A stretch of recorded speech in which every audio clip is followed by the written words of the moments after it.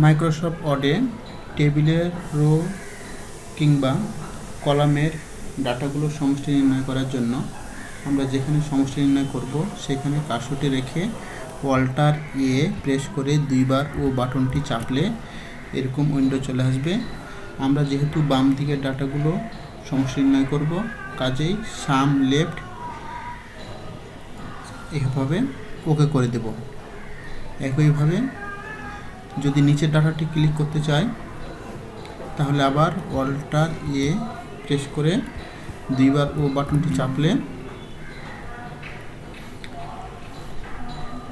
এরকম উইন্ডো চলে আসবে। আমরা অ্যাভব এখানে না লিখে আমরা লিখব হচ্ছে লেফট, যেহেতু আমরা বাম দিকে ডাটাগুলোর সমষ্টি নির্ণয় করছি।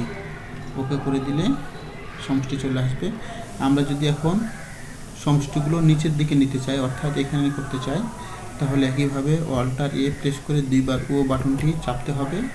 এখানে যেহেতু উপরের ডাটাগুলো, এই জন্য সাম অ্যাভব এখানে ওকে করে দিলে সমষ্টি নির্ণয় হয়ে যাবে। অর্থাৎ সারি বরাবর সমষ্টি হচ্ছে 45, কলাম বরাবর হচ্ছে 66। এভাবে আমরা মাইক্রোসফট ওয়ার্ডে সমষ্টি নির্ণয় করতে পারি।